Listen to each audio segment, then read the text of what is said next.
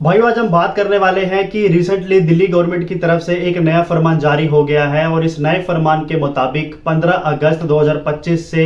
जितने भी आपके थ्री व्हीलर चल रहे हैं, चाहे वह पेट्रोल पे चलते हैं या डीजल पे चलते हैं या फिर वो सीएनजी पे चलते हैं, तो उनका जो भी परमिट है उसे आगे रिन्यू नहीं किया जाएगा। तो ये जो फैसला है वो दिल्ली गवर्नमेंट ने इस तर्ज पर लिया है कि दिल्ली में दिन प्रतिदिन पोल्यूशन बढ़ता जा रहा है और उस पर रोकथाम के लिए उनके पास सिर्फ एकमात्र विकल्प दिख रहा है कि लोगों की जितनी भी गाड़ियां हैं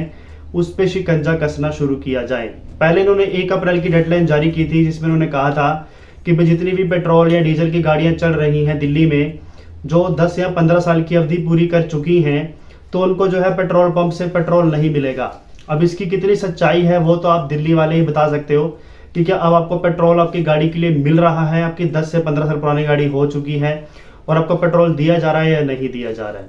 दूसरी ओर जो है, ये अभी सूत्रों के हवाले से जानकारी आई है कि ये जो अभी नियम है वो पास होना कैबिनेट में बाकी है, यानी अभी दिल्ली सरकार जो है ऐसे एक रूल बना रही है, इसको अभी इंप्लीमेंट नहीं किया गया है। अभी सिर्फ ये जो है इन्होंने एक तरीके से आपके लिए स्ट्रक्चर तैयार किया है कि 15 अगस्त 2025 से पहले पहले दिल्ली कैबिनेट इस नए सत्र को पेश करके आपको जो है बजट में ये ऐलान कर सकती है कि जितने भी आपके थ्री व्हीलर चल रहे हैं जो बिना बैटरी के चलते हैं गाड़ियां, उन पे जो है रोक लगेगी। तो इन द सेंस मतलब यही हो गया कि अगर उनका परमिट नहीं रिन्यू होगा तो वो जो है दिल्ली में लीगली वे में गाड़ी रन नहीं कर पाएंगे, चला नहीं पाएंगे। तो यहाँ तो उनके पास सिर्फ यही विकल्प रह जाएगा कि या तो उनको कोई ईवी यानी बैटरी वाली ऑटो रिक्शा परचेज करनी पड़ेगी, या फिर जो भी उनके पास अभी मौजूदा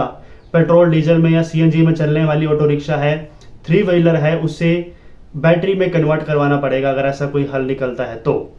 और इसके अलावा जितनी भी कमर्शियली गाड़ियां चल रही हैं, चाहे वो थ्री व्हीलर में आती हैं, फोर व्हीलर में आती हैं, और उनका 10 साल से ऊपर का समय निकल चुका है, तो उनके लिए भी ये ज़रूरी हो गया है कि उनका जो परमिट है वो तभी रिन्यू होगा, नहीं तो जो है उनको अपनी गाड़ी को ईवी में कन्वर्ट करना होगा। दिल्ली गवर्नमेंट जो है वो ये चाहती है कि अधिकतर से अधिकतर लोग ईवी गाड़ियों पे शिफ्ट हो जाएं या फिर ईवी गाड़ियां जो हैं उसे अधिक परचेज करें, और जो पेट्रोल डीजल से जो प्रदूषण फैल रहा है उस पर कहीं ना कहीं रोक लगे। वैसे ये नियम मेरे ख्याल से सही नहीं है, क्योंकि इतनी जल्दी लोगों का रोज़गार छीनना तो बहुत आसान है, लेकिन उनको रोज़गार देना बहुत मुश्किल है। किसने इतनी मेहनत से कमा कुमा के या लोन पे जो है एक ऑटो रिक्शा खरीदा होगा अपने बच्चों का पेट पालने के लिए, घर का गुजारा करने के लिए, और उसको एकदम से आप बंद करवा दोगे तो ये बिल्कुल भी मुनासिब नहीं होगा। मेरे ख्याल से गवर्नमेंट को इसके ऊपर एक बार फिर से सोच विचार करना चाहिए। उनको यहाँ पर यह भी कहना है कि जो साल 2026 होगा, 15 अगस्त 2026 होगा अगले साल,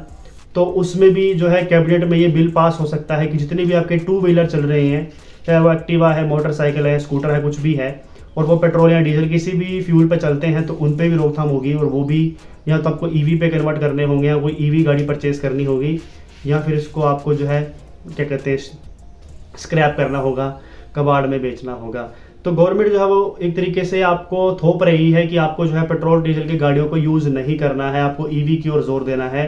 या तो अपने ऑटो रिक्शा को ईवी में कन्वर्ट करो, या फिर अपनी गाड़ियों को बेचो और एक ईवी गाड़ी परचेज करो। ये नियम जो दिल्ली सरकार की ओर से जारी होने वाला है, ये आपको कैसा लग रहा है? क्या आपको लगता है दिल्ली सरकार की ओर से जो नया नियम आने वाला है ये दिल्ली के हित में, दिल्ली के लोगों के लिए सही है? क्योंकि दिल्ली में केवल एक गाड़ी वजह नहीं है पोल्यूशन फैलाने के लिए, उसमें और भी कई फैक्टर्स हैं जो काम करते हैं, चाहे वो आसपास के राज्यों से आने वाली पराली का प्रदूषण हो या फिर कई बड़ी बड़ी फैक्ट्रियों से निकलने वाला प्रदूषण हो। ये भी बहुत बड़ी जिम्मेदार है। केवल दिल्ली के लोगों पे जो है ये इल्ज़ाम लगा दिया जाए कि वो अपनी गाड़ियों से जो इतना प्रदूषण कर रहे हैं, ये भी बिल्कुल जायज़ नहीं हो सकता। आपके मन में जो भी सवाल हो प्लीज़ अपनी राय कमेंट बॉक्स में ज़रूर दीजिएगा। नमस्कार।